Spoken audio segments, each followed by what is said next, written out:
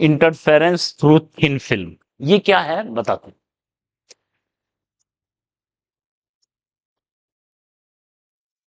देखिए ये क्या है कहानी, है इधर ध्यान दो।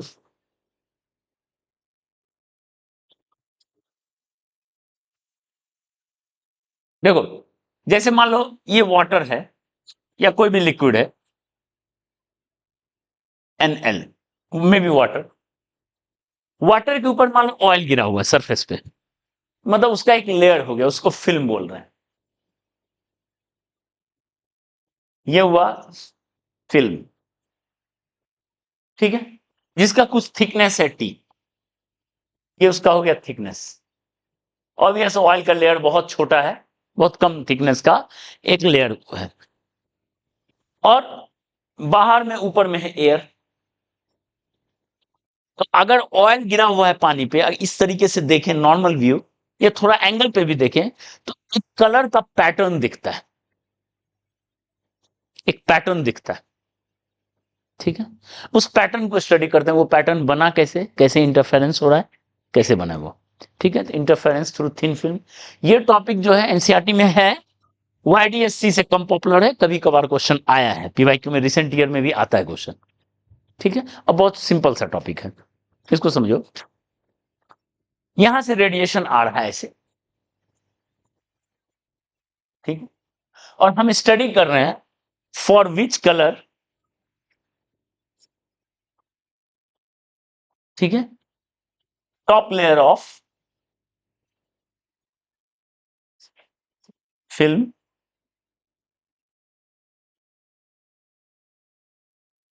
Which colour appears on top layer of film, उसके कौन कलर अपीयर हो रहा है उसको जान रहे हैं, ठीक है। मान लो बहुत सारा वेवलेंथ आ रहा है, सबका वेवलेंथ लैम्डा है, ओके। तो देखो यहां जो हम देखेंगे, यहां इंटरफेरेंस हो रहा है टॉप लेयर पे, यहां पे, तो हम लोग देखेंगे interference due to,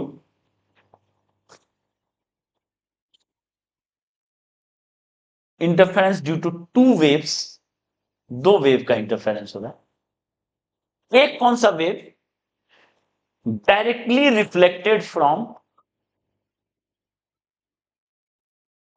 top layer of film,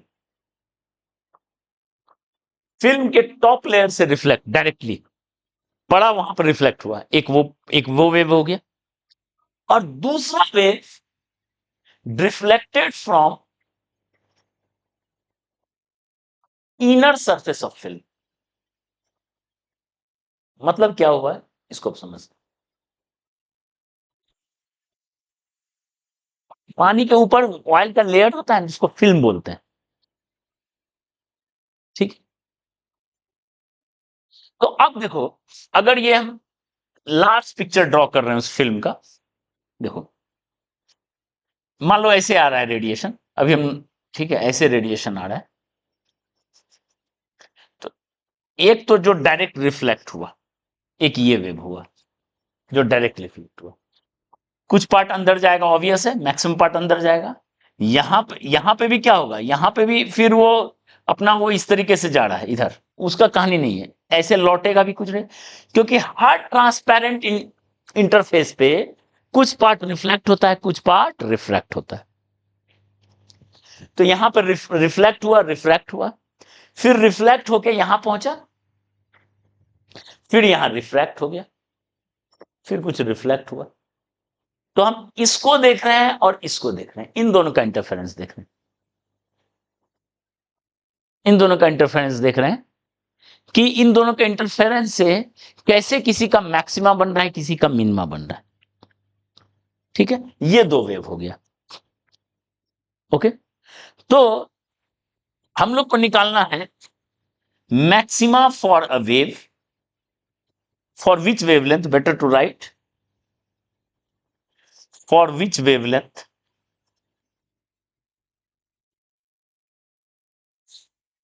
maxima अकर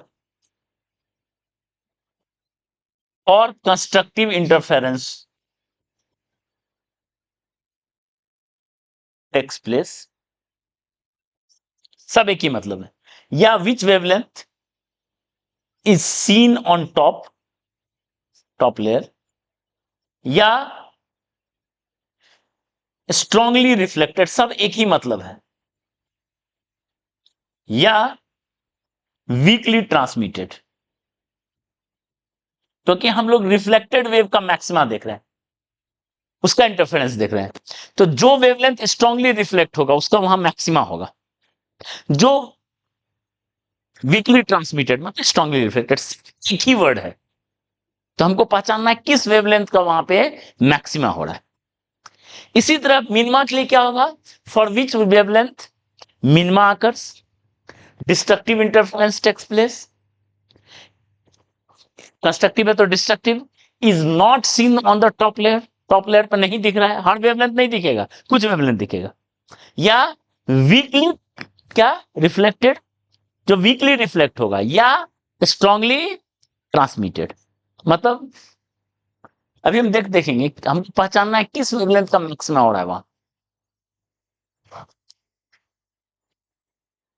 हाँ, कुछ पार्ट अंदर जा रहा है, फिर लौट के आ रहा है, फिर यहां पहुंचा ना, इन दोनों का इंटरफेरेंस देख रहा है, तो दोनों तो फाइनली रिफ्लेक्टेड वेव ही है, तो जो स्ट्रांगली रिफ्लेक्टेड होगा उसका वहां मैक्सिमा होगा, जो वीकली रिफ्लेक्टेड होगा वहां दिखेगा ही नहीं, वीकली रिफ्लेक्टेड होगा उसका मिनिमा हो गया। ठीक है, मतलब इसका जस्ट रिवर्स हो गया, इसका जस्ट रिवर्स हो गया, रिवर्स केस हो गया उसका उल्टा फॉर मिनिमा। मतलब वर्ड पहचानना, कौन दिख रहा है कौन नहीं दिख रहा है, कौन स्ट्रांगली रिफ्लेक्टेड है, कौन वीकली रिफ्लेक्टेड, वीकली ट्रांसमिटेड बोलेंगे, रिफ्लेक्टेड नहीं। हम फिर से इसको स्टेटमेंट को बता देते हैं, ध्यान दो, जिसका मैक्सिमा होगा जिस वेवलेंथ का, उसका कंस्ट्रक्टिव इंटरफेरेंस होगा, या वो दिखेगा टॉप लेयर पे, या वो स्ट्रांगली रिफ्लेक्टेड होगा, या वो वीकली ट्रांसमिटेड होगा।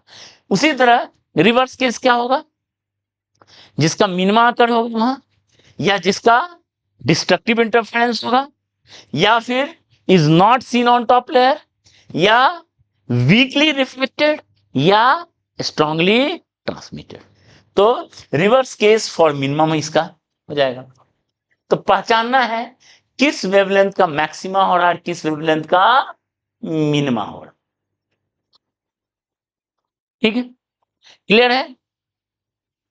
ओके, तो पहले हम लोग याद करो, लास्ट क्लास तक पहुंचे ऑप्टिकल पाथ डिफरेंस। हम लोग को ऑप्टिकल पाथ डिफरेंस मायने रखता है, पाथ डिफरेंस से बजाय। हम लोग डिस्कस करेंगे optical path difference between two waves.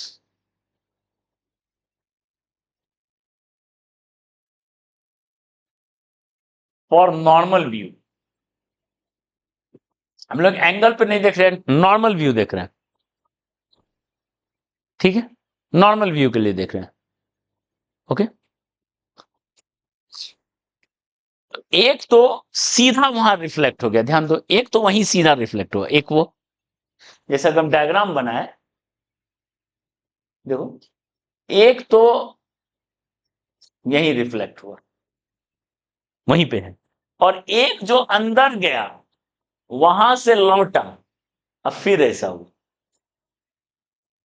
यानी दूसरा वेव टी डिस्टेंस अंदर गया और टी डिस्टेंस लौटा, तो टूटी हुआ, टूटी हो गया, वो चला।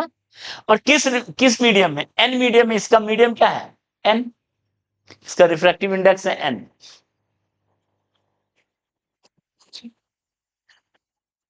नहीं, नॉर्मल व्यू के लिए निकालना है, एंगल के लिए नहीं निकालना, नॉर्मल व्यू के लिए निकालना है।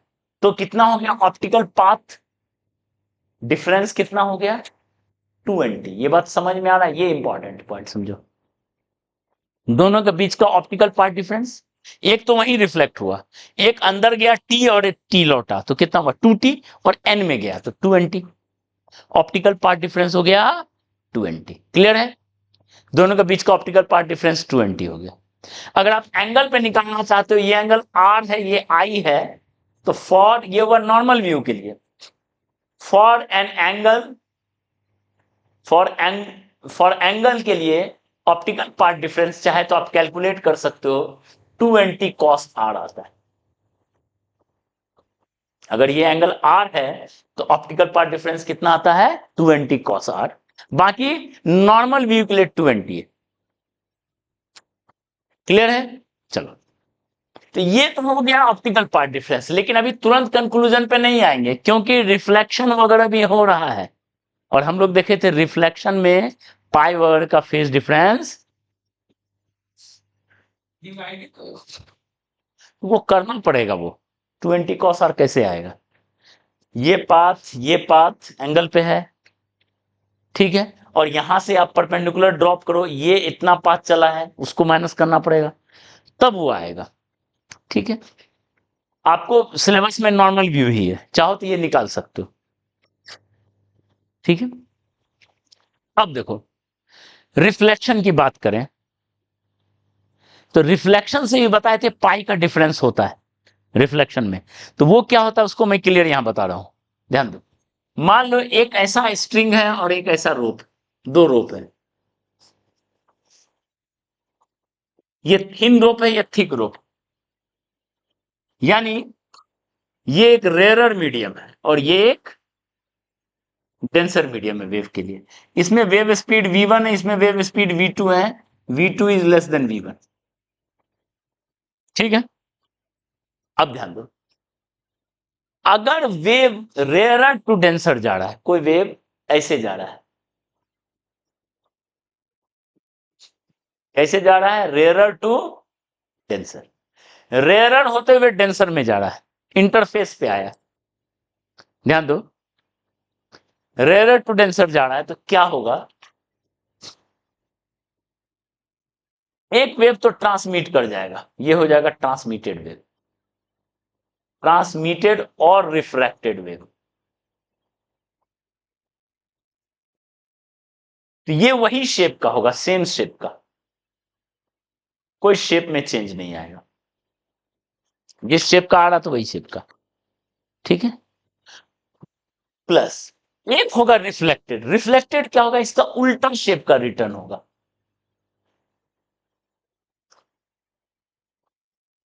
ये देखो, ये नीचे वाला अप्रोच किया था तो ऊपर वाला लौटेगा, नीचे वाला अप्रोच किया था तो ऊपर वाला लौटेगा, नीचे से अप्रोच किया तो टकरा के ऊपर से लौटेगा। यानी यहां पे क्या होगा, ये है कौन सा, ये है रिफ्लेक्टेड वेव, और ये क्या होगा, अपोजिट शेप का होगा। अपोजिट शेप का मतलब हुआ पाई फेज डिफरेंस, कोई चीज का उल्टा शेप हो गया, पाई फेज डिफरेंस हो गया। कैसे? अगर आप बताओ साइन एक्स का ग्राफ ड्रॉ करते हो, y equal to sine x का ग्राफ ड्रॉ करते हो, और y equal to sine x plus pi का ड्रॉ करते हो, उसी से आपको पता चल जाएगा उल्टा होगा। देखो, अगर हम y equal to sine x का ग्राफ ड्रॉ है and y equal to sine x plus pi का, देखो तो पाई का डिफरेंस है दोनों में, दोनों का ग्राफ बताओ तो साइन एक्स का कैसा होता है, होता है, और इसका क्या होगा, माइनस साइन एक्स, मतलब जो ऊपर है वो ऐसा होता है, रिवर्स शेप है, तो पाई लगने से उल्टा हो गया। तो ये देखो, इंसिडेंट वेव जैसा आया था उसका उल्टा शेप का लौटा है, यानी रिफ्लेक्टेड वेव में कितना का डिफरेंस आया, पाई का। इसलिए जब भी रेयर टू डेंसर होता है तो पाई का डिफरेंस हो जाता है। ठीक है, इसलिए अगर कोई फिक्स सरफेस है, ये देखो, अगर फिक्स सरफेस है, ये फिक्स्ड है, मतलब लौटना नहीं है, इधर इधर से इधर जाना नहीं है, और कोई वेव ऐसे आया,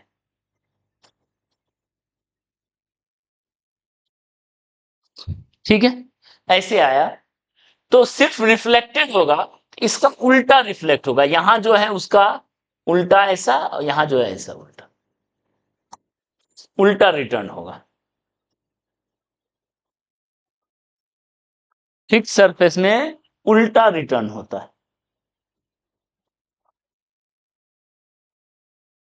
और वही केस है डेंसर, जब भी रेयर टू डेंसर वेव जाता है तो रिफ्लेक्टेड वेव में पाई का डिफरेंस होता है एक्स्ट्रा। क्लियर है? और इसका रिवर्स केस क्या है, डेंसर टू रेयरर। देख लो, डेंसर टू रेयरर लेते हैं। अगर हम डेंसर टू रेयरर ड्रॉ करते हैं,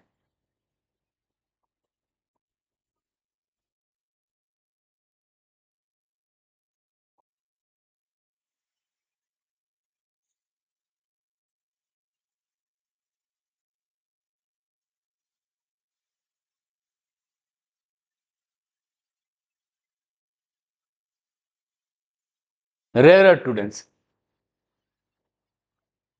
ना उल्टा, डेंसर टू रेयरर। देखो,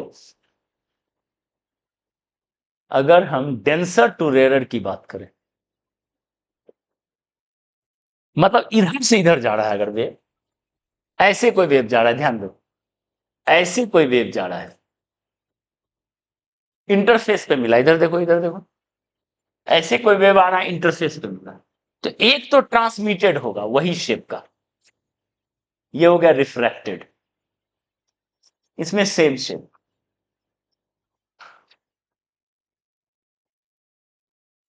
सेम शेप मतलब कोई फेज डिफरेंस नहीं, इसलिए ट्रांसमिशन में कोई फेज डिफरेंस नहीं होता।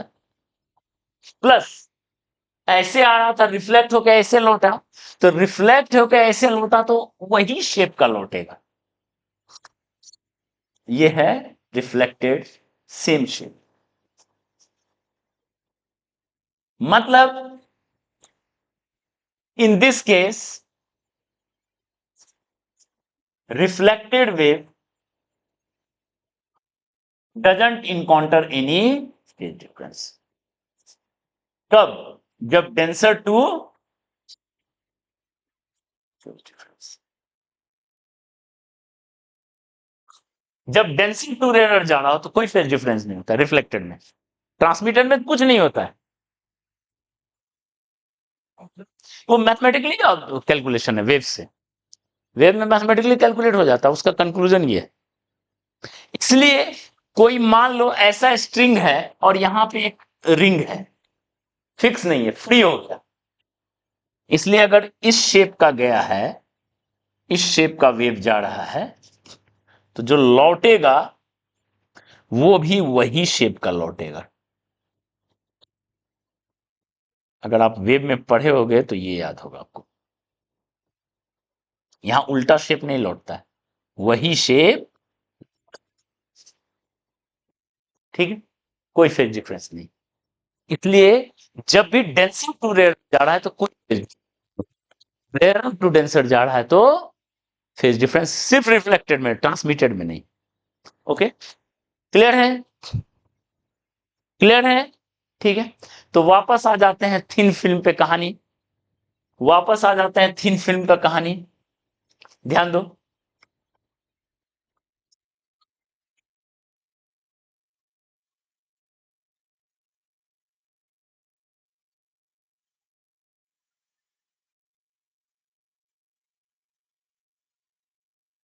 देखो यहीं पे कंक्लूजन आ गया, देखो अब final result, final,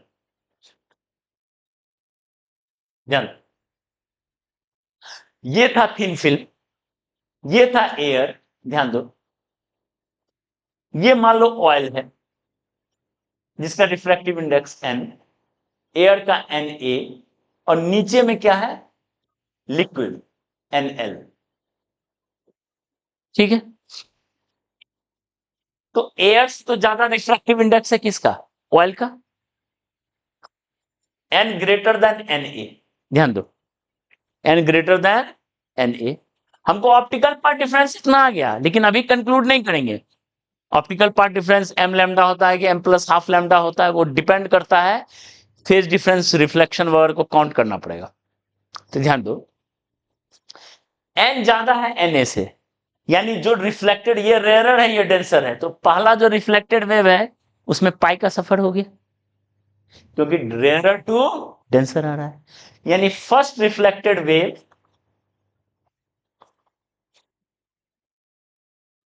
encounters phase difference of, phase difference of pi, ठीक है, क्लियर है? अब सेकंड रिफ्लेक्टेड वेव ले रहे हैं, तो अगर ध्यान दो, n ग्रेटर देन nl है, इफ अगर n ग्रेटर देन nl है, मतलब ये डेंसर है और ये रेयरर है, तो बताओ डेंसर टू रेयरर जाते वक्त कोई फेज डिफरेंस होगा क्या? कोई फेज डिफरेंस नहीं होगा। यानी इस केस में second reflected wave doesn't encounter any phase difference।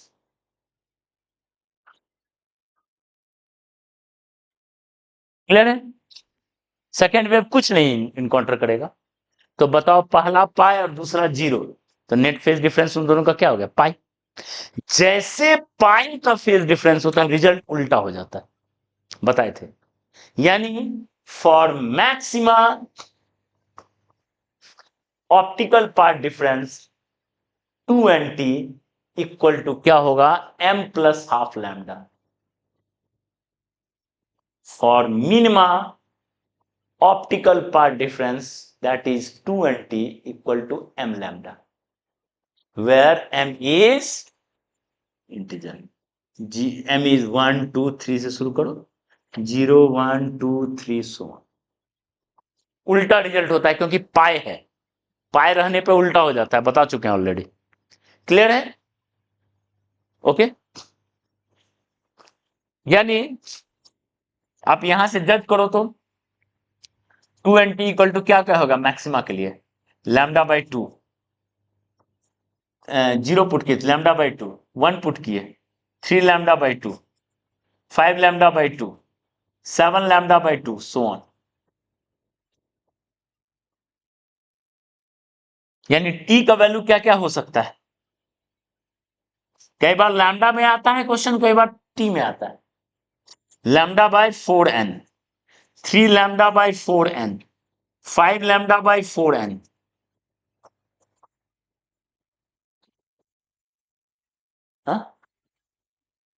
हाँ, रिटर्न उल्टा होगा, फिक्स सरफेस से रिटर्न उल्टा होगा और फिक्स सरफेस से सेम शेप से रिटर्न होगा क्योंकि पाई का डिफरेंस होना। ठीक है? यानी ये क्वेश्चन बहुत कॉमन है, किस थिकनेस के लिए, किस मिनिमम थिकनेस के लिए मैक्सिमा होगा? तो ये मिनिमम थिकनेस। अब दो क्वेश्चन बन सकता है, या तो टी पे आ जाए या लैम्डा पे आ जाए। देखो ना, टी इक्वल टू क्या है? m plus t equal to क्या है formula? m plus half lambda by 2n, या लैम्डा इक्वल्स क्या है? अब जिस पे क्वेश्चन पूछा जाए आप आराम से बना सकते हो। क्लियर है? ये पूछा जाता है question.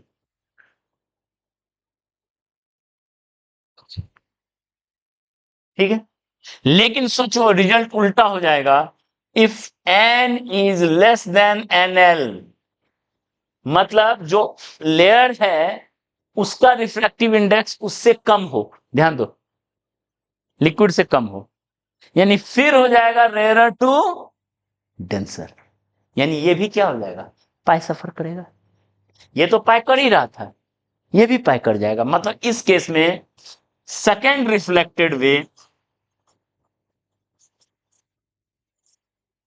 Also suffer phase difference of pi, pi का कर जाएगा सेकेंड फेज। क्लियर है? इस केस में, उस केस में नहीं करेगा, इस केस में करेगा। यानी ये भी पाई कर गया, ये भी पाई कर गया। बताओ दोनों पाई कर गया तो रिफ्लेक्शन का कोई रोल बचा? कोई रोल नहीं बचा। यानी for maxima 2nt equal to m lambda, and for minima 2nt equal to m plus half lambda. काम खत्म। इससे आपको सीरीज ऑफ वेवलेंथ मिल जाएगा, किसके लिए मैक्सिमा है, किसके किसके लिए। डन। क्वेश्चन रहता है, जैसे बताओ ना, अगर मान लो हमने दिया कि ऑयल का, एयर का डेंसिटी मान लिया 1 लिया, ऑयल का ले लिए कितना? ऑयल का ले लिए 1.6, ठीक है, और वाटर का ले लिए 4/3। और लैम्डा ले लिए 800 नैनोमीटर। तो कितना मिनिमम थिकनेस होना चाहिए for which lambda equal to 8 lambda for which given wave is, देखो क्वेश्चन ऐसा रहता है, इज स्ट्रांगली रिफ्लेक्टेड। ध्यान दो, ये क्वेश्चन है, ऐसा क्वेश्चन रहता है पीवाईक्यू में। वेवलेंथ आपको दिया हुआ है, स्ट्रांगली रिफ्लेक्ट कराना है। और देखो लिक्विड का डेंसिटी ऑयल का डेंसिटी लिक्विड से ज्यादा है, यानी ये वाला केस, उल्टा केस है। ठीक है, तो मिनिमम थिकनेस कितना होना चाहिए, लैम्डा बाय 4m। मिनिमम यही है, मिनिमम थिकनेस। टी का वैल्यू देख लो पार्ट डिफरेंस के लिए, लैम्डा बाय। ठीक है, तो टी का वैल्यू क्या होगा, टी मिनिमम कितना होगा, लैम्डा बाय 4। क्लियर है, ये समझ में आया लैम्डा बाय 4m कैसे आया। बस पुट कर दो, लैम्डा की वैल्यू 800 नैनोमीटर और 4 इंटू एन का वैल्यू 1.6।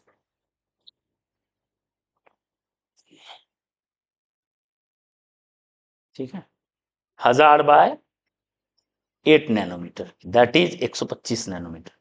मिनिमम थिकनेस होना चाहिए 125 नैनोमीटर, जिसके लिए वो स्ट्रांगली रिफ्लेक्ट होगा, जिसके लिए वहां मैक्सिमा होगा।